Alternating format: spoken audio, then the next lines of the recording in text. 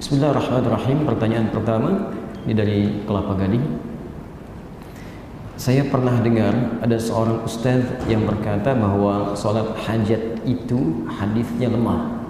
Betul ataukah tidak itu Pak Ustaz? Baik, ada yang bertanya tentang sholat hajat.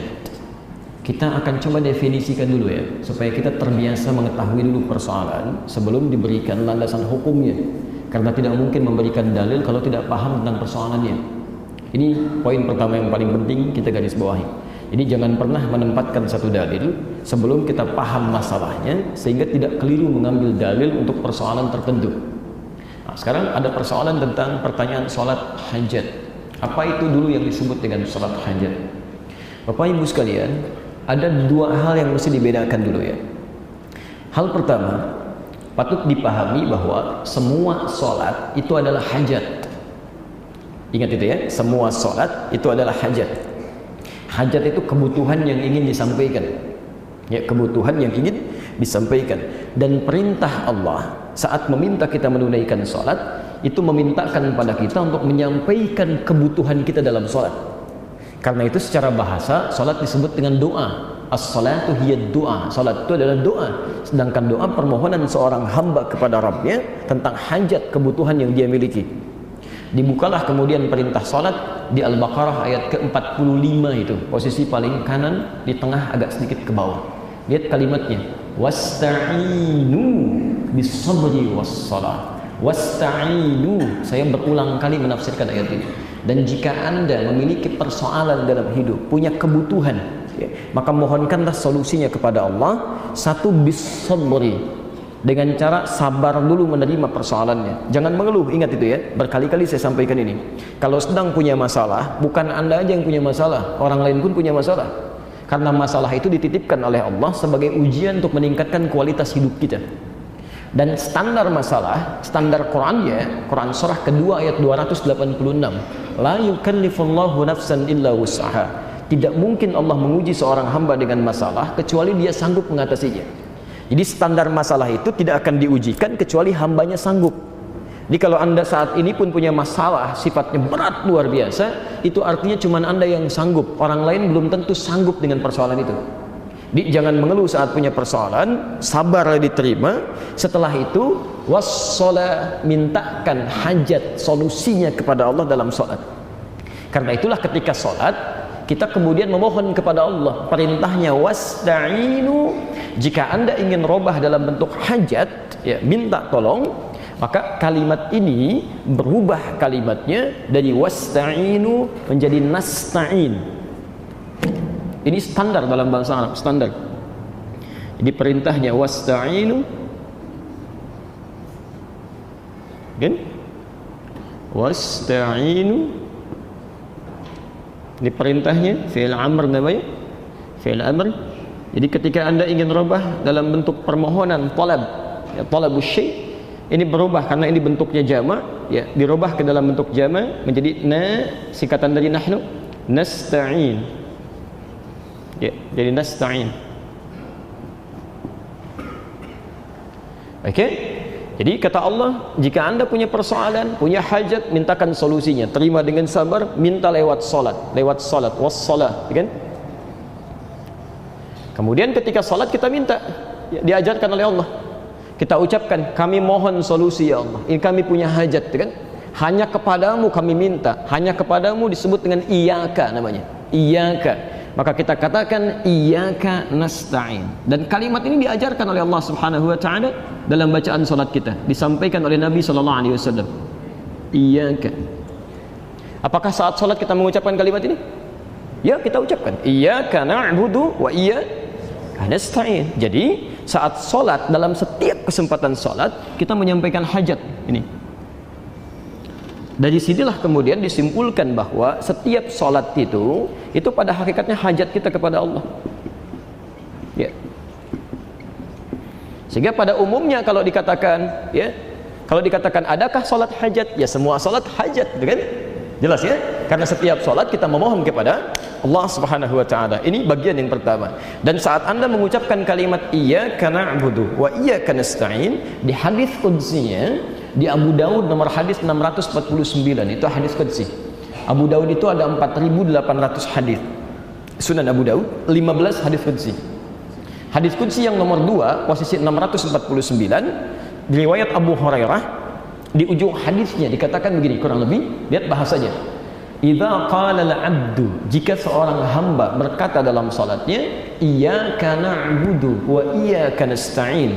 Ya Allah, sekarang kami ibadah salat dan kami punya persoalan, kami mohon solusinya, kami punya hajat, kami mohon solusinya. Qala Allah azza wa jalla, dijawablah kemudian kalimatnya itu. Perhatikan jawabannya. Hadza baini wa baina 'abdi. Ini perjanjian antara aku dengan hambaku. Wa li 'abdi ma sa'al. Dan bila hambaku benar salatnya, apapun yang dia minta sekarang, aku akan kabulkan. Aku akan kabulkan. Makanya setelah Anda membaca Al-Fatihah setelah kalimat ini, itu isinya doa semua. Dalam surat itu doa, dalam ruku itu doa, i'tidal itu doa. Bahkan saat i'tidal ditawarkan mau minta apa? Mil'as samawati, sepenuh langit permintaan Anda, wa mil'al ardi, punya permohonan sepenuh bumi, wa ma bainahuma, atau di antara keduanya, wa mil'a ma syi'ta, atau Anda enggak punya masalah tapi saya mau berikan jawabannya, min syai'in ba'du, dari setelah permohonan yang kita mohonkan. Sujud, silahkan minta lagi sebanyak-banyaknya. Duduk di antara dua sujud, minta lagi, Rabbighfirli warhamni wajburli, dan seterusnya. Sampai dengan tahiyat akhir pun sebelum salam masih minta juga, minimal 4 permintaan kan? Di hadis Muslim nomor hadis 588. Allahumma inni a'udzubika min adzabi jahannam wa min adzabil qabri wa min fitnatil mahya wal mamat wa min syarri fitnatil masiihid dajjal. Jadi semua permintaan hajat dunia akhirat. Jelas ya? Baik, jadi bagian pertama kalau disebutkan salat hajat, semua salat itu hajat. Karena itulah kemudian diwajibkan kita sholat minimal 5 kali dalam sehari, yang wajib itu, yang fardu itu 17 rakaat. Itu Allah nggak butuh dengan sholat kita. Jadi semuka langit dan bumi pun tidak sholat kepada Allah, tidak akan menurunkan status Allah sebagai Tuhan. Allah nggak rugi, yang rugi kita. Karena Allah ingin menuntaskan seluruh hajat yang kita miliki. Jadi kalau orang sholatnya benar, subuh punya masalah, zuhur selesai. Ya, maaf, zuhur punya masalah, asar tuntas. Karena kaidah salat begitu. Quran surah 65 ayat 2 ujung ayat kedua, ya kan? Sampai di ayat ketiga, bahkan sampai keempat. Wa may yattaqillaha yaj'al lahu makhraja. Setiap orang yang meningkatkan takwa, maka kami berikan keringanan hidupnya, berikan solusi dari setiap persoalan yang dia alami. Wa yarzuqhu min haitsu la yahtasib. Semakin meningkat lagi takwanya, rezekinya kami berikan dari sisi yang bahkan tidak dia duga. Orang nyari rezeki lelahnya luar biasa, orang ini belum berangkat, rezekinya sudah menunggu dia. Ya. Yang ketiga, wa may yattaqillaha yaj'al lahu min amrihi yusra. Semakin meningkat lagi, kami jadikan semua urusannya mudah. Jadi kalau ada orang mudah beraktivitas, bukan berarti nggak punya masalah. Barangkali semakin takwa dia, masalahnya diringankan oleh Allah sebelum dia alami. Bukan nggak punya masalah, bukan tidak punya persoalan. Cuman sebelum dia lakukan, sebelum dia alami, Allah sudah ringankan karena dia berhasil meningkatkan takwanya kepada Allah Subhanahu wa taala. Nah, kalau Anda bertanya bagaimana cara meningkatkan takwa, disebutkan 115 kali dalam Al-Qur'an. Kalimat pertama tentang takwa itu terkait dengan salat. Al-Baqarah ayat kedua sampai 3. Dzalikal kitabu la raiba fihi hudan lil muttaqin. Siapa orang takwa ini? Ayat 3-nya. Alladzina yu'minuna bil ghaib wa yuqimunas shalah, yang sempurna salatnya. Jadi kalau salatnya benar, baik ditunaikan, maka selesai persoalan. Makanya mohon maaf, urusan salat ini Nabi begitu ketat, Pak, Bu ya. Persoalan salat Nabi sangat ketat. Anda salah sedikit saja itu diminta diulangi. Bukan cuma kita tuh. Saya sering katakan hadis ini di Al-Bukhari nomor hadis 751, 757, dan hadis Muslim nomor hadis 397. Babnya babul musyi fi shalah, bab tentang orang yang salatnya bermasalah. Qila bima ma'na ja'a rajulun ila Nabi sallallahu alaihi wasallam. Datang seorang lelaki pada Nabi sallallahu alaihi wasallam, namanya Khalad Az-Zuraiqi, kan? Kemudian fadakhala ila Masjidin Nabawi, masuk ke Masjid Nabi, fa shalla bi jambin Nabi, salat di samping Nabi. Setelah tuntas salatnya, falamma sallama yaminan wa shimala, setelah salam ke kanan dan ke kiri, faqala lahu Nabi sallallahu alaihi wasallam. Nabi sallallahu alaihi wasallam langsung berkata pada orang ini, "Shalli fa innaka lam tusalli." Anda silahkan sholat lagi karena Anda belum sholat, padahal sudah salam. Fa'ada sholatahu thalatha marat, maka diulangi sholatnya sampai 3 kali. Faqala lahu Nabi sallallahu alaihi wasallam mithla ma kana, tapi Nabi tetap mengulang kalimat yang sama, shalli fa innaka lam tusalli. Anda sholat lagi karena Anda belum sholat. Kemudian dia berkata, ya Rasulullah ma uhsinu ghairah, ya Rasulullah, saya tidak bisa lebih baik lagi daripada ini. Alimni, tolong ajarkan saya. Maka diajarkanlah oleh Nabi, lihat kalimatnya, idza qumta ilas shalah asbighul wudu. Kalau salat kamu ingin sempurna, perbaiki dulu wudunya. Begini cara menyempurnakannya. Diajarkan dari awal sampai akhir. Tsumma istaqbilil qiblah, menghadap ke kiblat. Begini caranya. Tsumma fakabbir, kemudian bertakbir. Dari takbir sampai salam. Setelah tuntas pelajaran itu, kita mendengar kalimat sampai hari ini. Di Al-Bukhari nomor hadis 651. Sallu kama ra'aitumuni usalli. Salatlah kalian persis seperti melihat saya salat. Dilihat dulu Nabi salat, baru dari situ kita praktekkan. Ya, kenapa sampai seketat itu? Ya, mohon maaf, Nabi tidak butuh dengan salat kita, tapi Nabi menginginkan dengan salat yang benar, semua hajat kita bisa dituntaskan oleh Allah Subhanahu wa taala. Jelas di sini? Nah, sekarang muncul persoalan kedua. Ini ada orang punya masalah subuh nih, ya, sampai dengan zuhur. Sedangkan dia tidak bisa menunda. Jadi ada persoalan yang bisa dimohonkan dalam doa biasa di luar sholat. Ada persoalan yang saat sholat dituntaskan oleh Allah. Ada persoalan yang saat ada persoalan kita bisa berdoa langsung minta. Ud'u rabbakum tadarruan wa khifatan dunal jahri, ya, wa khifatan dunal jahri. Quran surah ke-7 ayat 204. Kalau punya persoalan, ayo mintakan kepada Allah. Sebut namanya Al-Asmaul Husna. Ya, bahkan di Quran surah 17 itu dari ayat yang 111, ya, ayat yang terakhir, 2 ayat sebelum akhir, itu jelas disebutkan. Qul ud'ullaha aw ud'ur-rahman ayyamma tad'u falahul asmaul husna. Setiap punya masalah, cepat-cepat sebut nama Allah, berdoa. Berdoa. Sebut namanya. Kalau paham betul, cari nama yang sesuai dengan kebutuhan kita. Allah sudah sediakan nama-nama indah terbaik yang sesuai dengan kebutuhan kita. Misal, kita punya masalah, sebut namanya Ya Al-Fattah. Rizki, sebut Ya Razzaq. Ada orang iseng, ya, misal menjelek-jelekan kita, fitnah dan sebagainya, sebut Ya Al-Jabbar, minta perlindungan. Ada masalah luar biasa, sebut Ya Sabr. Ya. Tapi nggak usah disebutkan semuanya, ya. Kadang saya suka dengar para ibu terutama disebut semua namanya, Ya Allah, Ya Rahman, Ya Rahim, Ya Malik, Ya Qudus, ya, semuanya. Ya, antum tadinya nggak butuh, jadi dikasih, jadi repot tuh kan. Nggak punya masalah, sebut Ya Sabr, akhirnya dikasih masalah. Sudah diberikan, mengeluh lagi kan. Dicari salah satu yang sesuai dengan kebutuhan aja. Cari salah satu, Ya Allah, Ya Al-Fattah, Ya Allah, Ya Al-Quddus, Ya Allah, ya seterusnya. Baik, itu di luar salat. Nah, sekarang bagaimana kalau ada masalah-masalah yang sifatnya sangat serius, yang kebanyakan orang mengatakan ini nggak mungkin nih, nggak mungkin sembuh nih, nggak bisa ini mustahil. Jadi semua sudah angkat tangan. Sedangkan persoalan itu sifatnya mendesak, ya, tidak bisa menunggu waktu salat berikutnya karena persoalan tertentu, ya. Tayyib. Dari sinilah kemudian ada dua hadis yang dari dua hadis ini kemudian ulama berbeda pendapat dalam menilainya. Hadis ini berbicara tentang sholat yang khusus ditunaikan di luar waktu-waktu yang telah ditetapkan, bukan yang fardu tadi, dan bukan sholat sunnah biasa, bukan syuruk, bukan duha, bukan rawatib, tapi satu sholat yang dikhususkan dikerjakan, alhamdulillah, ketika terdapat persoalan tertentu yang sangat urgen, yang makhluk sudah mengatakan ini tidak mungkin atau bukan urusan makhluk lagi. Maka dari sini kemudian diistilahkan dengan sholat hajat dalam pembahasan fikih, bukan sholat yang pertama tadi. Jelas di sini?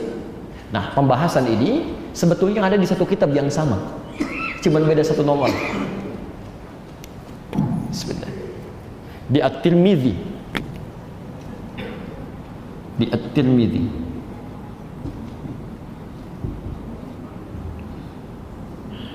Imam At-Tirmidzi. Nama aslinya Muhammad, ya, berasal dari Tirmidz. Ada yang menyebut Turmuz, maka dikenal dengan At-Tirmidzi. Ini orang soleh, Pak, Bu. Luar biasa, hafal Al-Quran, hafal banyak hadis, dekat dengan Allah, tahajud tiap malam, puasa sunnah, dan di akhir hidupnya itu matanya buta, menangis karena banyak nangis itu. Banyak nangis, ditanya, ya Syekh, lima hakada, kenapa mesti seperti ini? Kata beliau, saya takut bakal saya masih kurang menghadap Allah Subhanahu wa ta'ala. Jadi masih menangis di ujung hidupnya karena khawatir saat meninggal bakalnya masih kurang. Coba bisa nggak Anda bayangkan, imam besar, hafal Quran, hafal banyak hadis, kan, dekat dengan Allah, tahajudnya rajin, dan puasanya luar biasa, masih menangis di ujung hidupnya karena takut bakalnya masih kurang. Jadi kalau kita merasa bukan imam besar, belum hafal Quran, tidak rajin tahajud, belum rajin puasa sunnah, belum hafal Quran, hati-hati. Ya, banyak lebih daripada itu. Ini sudah sepuh masih karaokean juga misalnya. Itu kan ada yang harus diperbaiki, ya. Ingat, saya hanya ingin mengingatkan saja, bukan berarti memberikan celah, tidak, ya. Ya. Kembalikan. Nomor hadis 1384. Cuman beda satu nomor. Satu lagi 1385. Yang ini riwayatnya dari Abdurrahman bin Abi Aufa. Yang ini riwayatnya dari Uthman. Kita teruskan sampai ketemu orangnya ya, sampai ketemu akarnya. Bin Hunayf ya. Jangan berargumentasi kalau kita tidak paham tentang akar masalah. Kita temukan dulu persoalannya, baru kemudian kita lihat hadisnya. Baik, Bapak dan Ibu sekalian, teman-teman, hadis yang pertama, yang nomor hadis 1384, diriwayatkan seperti saya tuliskan dari Abdurrahman bin Abi Aufa. Ini yang dipersoalkan hadisnya, karena hadisnya sangat lemah sekali. Bukan cuma dhaif, tapi dhaif jiddan. Dhaif jiddan. Mengajarkan doa dari Rasulullah SAW, ketika Anda punya masalah, punya hajat, ya, maka berwudulah, tunaikan salat, kemudian Anda mohon kepada Allah, ya Alim, ya Hakim, dan seterusnya hadis. Ya, di sini dinilai oleh para ulama, bahkan Imam Al-Bukhari menyebut hadis ini dengan munkarul hadis. Ya, munkarul hadis. Jadi Abdurrahman bin Abi Aufa ini dinilai oleh Imam Al-Bukhari dengan munkarul hadis. Hadis munkar itu, hadis munkar adalah hadis yang diriwayatkan oleh orang-orang yang pribadinya bermasalah. Isinya belum tentu salah kalimat hadisnya, cuman orangnya bermasalah. Karena orangnya bermasalah, maka hadis itu cenderung diingkari, tidak diambil. Awas, khawatir menjadi celak nantinya. Karena segala sesuatu yang berasal dari Nabi mesti dijaga, termasuk perilaku orang yang meriwayatkannya. Ini yang kehati-hatian termasuk yang sangat ketat dalam Islam. Di konsep agama lain nggak ada, sangat ketat. Dan yang paling ketat menerapkan ini Imam Al-Bukhari. Imam Al-Bukhari itu pernah beliau jalan kaki untuk mendapatkan hadis. Begitu tiba di tujuan dan jauh-jauh jalan. Beliau kan lahirnya di Bukhara tuh, di Bukhara. Ya, kalau sekarang Khorasan, Uzbekistan. Ya. Itu kalau cari hadis sampai jalan ke Irak, sampai ke Madinah, sampai ke Mekah, sampai ke Mesir. Anda bayangkan jalan kaki, Pak, Bu. Ya. Dan kendaraannya terbatas. Yang ada pada saat itu paling unta, ya, keledai, kuda, itu pun kalau punya uang. Kalau enggak ya jalan. Ya. Apa yang terjadi? Begitu sampai di tujuan, itu melihat pemilik hadisnya sedang bermain dengan ayamnya. Sering saya kisahkan ini. Ya, seperti mau ngasih makanan padahal tidak. Ya. Ayamnya datang kemudian ditangkap. Ketika dilihat seperti itu langsung berbalik Imam Al-Bukhari. Tetangganya bertanya, "Ya Syekh, lima ta'ud? Syekh sudah jauh-jauh ke sini, kenapa balik lagi?" Kata Al-Bukhari, kalau pada ayam saja berdusta, maka bagaimana dengan Rasulullah SAW? Dengan hadis Rasulullah SAW. Karena itu hadis beliau ditempatkan di urutan pertama. Ya, saking ketatnya. Dan kalau kata Imam Al-Bukhari sudah munkarul hadis, hadis yang munkar, maka beliau tidak akan ambil. Yang pertama ini, karena hadisnya sangat dhaif, bahkan disebut dengan munkarul hadis, maka para ulama tidak mengambil dia. Ini bagian pertama. Nah, hadis yang nomor 2 ini yang unik. Nomor 1385 masih di At-Tirmidzi, diriwayatkan dari Uthman bin Hunayf radhiyallahu ta'ala anhu. Tapi yang kedua ini hadisnya dikisahkan bima makna qila ja'a rajulun dharir ila Nabi sallallahu alaihi wasallam. Datang seorang laki-laki yang tidak bisa melihat, buta, pada Nabi sallallahu alaihi wasallam. Dia berkata, "Ya Rasulullah, doakan saya untuk sembuh. Doakan saya supaya sembuh." Kata Nabi, "Maukah engkau aku tangguhkan itu sampai di akhirat dan itu lebih baik, atau aku doakan sekarang?" Jadi maksud Nabi, dalam keadaan engkau tidak melihat sekarang, itu lebih bagus untuk akhiratmu daripada engkau melihat. Bapak Ibu pilih mana? Bisa melihat atau nggak bisa melihat? Lihat bahasa Nabi ya. Untuk orang ini Nabi katakan, kamu diuji oleh Allah tidak bisa melihat. Bukankah dengan tidak bisa melihat, nggak bisa lihat maksiat? Nggak bisa lihat tayangan-tayangan yang tidak baik, gambar-gambar yang tidak elok, gitu kan? Nggak bisa melihat yang awas, yang dilarang oleh Allah Subhanahu wa ta'ala. Dibandingkan dengan kamu saat ini mau melihat tapi berpotensi banyak maksiat lagi. Ayo pilih mana? Tidak bisa melihat terjaga dari maksiat, atau bisa melihat tapi berpotensi banyak maksiat? Pilih mana? Dan tidak ada pilihan ketiga dan tidak boleh maksa. Yang paling bagus ya bisa lihat tidak maksiat kan? Bisa lihat tidak maksiat. Makanya kaidah Quran mengatakan yang ketiga itu yang pertama. Yang ketiga, Quran surah ke-24 ayat 30 untuk laki-laki, ayat 31 untuk perempuan. Ya. Wa qul lil mu'minina yaghuddu min absarihim. Katakan pada pria-pria beriman, jaga pandangannya. Ya. Ghaddul basar itu lihat yang baik-baik. Kalau yang tidak baik menurut Allah cepat palingkan. Jadi fungsi mata kita kalau masih bisa melihat, lihat yang baik-baik aja. Ya, lihat orang sholat, ada kebaikan. Ketika kita melihat orang sholat tergerak untuk sholat, ada pahala di situ. Lihat mushaf, ada pahala di situ. Masya Allah. Apalagi kalau sudah suami istri itu ya jalan melihat kebaikan di istrinya, melihat kebaikan di suami, ada pahala di situ. Ya, ada banyak pahala kebaikan. Lihat anak, kemudian muncul kasih sayang, muncul doa, ada pahala di situ. Jadi sebetulnya kalau Anda bisa melihat yang baik-baik, kenapa lihat yang tidak baik? Cuman untuk orang tadi, ya, karena Nabi memahami keadaannya, ya, dengan berita dari Allah Subhanahu wa taala tapi berupa tawaran. Kamu ingin ditangguhkan sampai di akhirat, bisa lihat lagi dalam kebaikan, kan? Atau ingin sekarang, tapi Nabi tidak mengatakan kalau lihat kamu berpotensi maksiat, tidak. Ya, itu bagian penafsiran tadi. Tapi orang itu memilih dahulu. Doakan aja sekarang. Jadi dia memilih untuk melihat. Yang dengan itu dia coba jaga supaya penglihatannya diarahkan pada yang baik-baik. Seperti antum dari pilih yang ketiga. Baik ya. Maka apa yang terjadi? Nabi mengatakan, "Faliyatawadda", ambil wudu. Ambil wudu. Kemudian setelah dia berwudu, diminta falyuhsinus shalah. Kamu coba ambil wudu, tunaikan salat 2 rakaat, baguskan salatmu. Maka dibimbing doanya oleh Nabi sallallahu alaihi wasallam, diajarkan, ya. Ya Nabi ya rahmah, ya, wahai ya Allah, atas Nabi yang penuh dengan rahmat ini, mohon jadikan syafaatnya untukku, asyhini bi syafaati, sembuhkan aku dengan syafaat Nabi Muhammad sallallahu alaihi wasallam. Maksudnya dengan doa dan arahannya tadi. Maka apa yang terjadi setelah dia menunaikan salat itu, dengan izin Allah Subhanahu wa taala sembuh matanya, sekalipun divonis permanen buta pada saat itu. Baik, hadisnya sahih. Hadisnya sahih. Jadi di sini ada 2 hadis berbeda dengan kisah yang berbeda. Yang satu dhaif, bahkan dhaifnya munkarul hadis, yang kedua statusnya sahih, dan tidak sedikit para ulama hadis kemudian menilai itu sebagai hadis yang sahih pada hadis yang kedua ini. Dari sinilah kemudian ulama berbeda pendapat. Ada satu yang tetap mempertahankan hadis yang pertama. Saya ingin mendahulukan hadis yang tidak sahih dulu sebagai kehati-hatian. Oke? Dari sini mereka berpandangan tidak mempraktikkan salat hajat sekalipun khusus di waktu yang luar. Jadi mereka tidak mempraktikkan, hanya menunggu waktu salat biasa saja, dan kalau punya hajat bermohon pada Allah Subhanahu wa taala dengan doanya, tidak dengan salatnya. Sedangkan yang kedua memahami karena hadisnya ada. Jadi disimpulkan, kalau ada masalah yang cukup dengan berdoa biasa, tidak perlu salat. Kalau masalahnya biasa menunggu waktu salat, sampaikan. Tapi kalau pada persoalan yang sifatnya sangat khusus, orang mengatakan mustahil, ada yang dioperasi, dokternya mengatakan ini nggak bisa nih, nggak mungkin, ya, sembuhnya cuma peluangnya 5% saja misal, dan sebagainya, gitu kan? Dalam konteks ini, maka hadis yang kedua dipandang berlaku untuk menunaikan salat 2 rakaat, kemudian bermohon kepada Allah Subhanahu wa taala dengan doa yang pernah diajarkan oleh Nabi sallallahu alaihi wasallam di hadis itu. Itu dipandang oleh ulama kedua. Kedua-duanya punya argumentasi masing-masing, dipandang kuat. Yang paling menarik, Imam Al-Bukhari pun yang menolak hadis yang pertama ternyata mempraktikkan hadis yang kedua. Jadi beliau menulis hadis Al-Bukhari itu yang jadi kitab sekarang selama 16 tahun, ditulis di Mekah sebagian, di Madinah sebagian. Setiap akan menulis satu hadis, beliau salat dulu 2 rakaat. Memohon kepada Allah Subhanahu wa taala diberi petunjuk. Jika hatinya tenang, kemudian diteruskan menulis. Jika hatinya masih gelisah, beliau tidak akan pernah tuliskan hadisnya. Sampai Masya Allah bermimpi dengan Rasulullah sallallahu alaihi wasallam. Ya, bermimpi dengan Rasulullah sallallahu alaihi wasallam. Kata beliau, inilah yang akan menjadi hujjah, maksudnya alasan antara aku dengan Allah Subhanahu wa taala di akhirat nanti.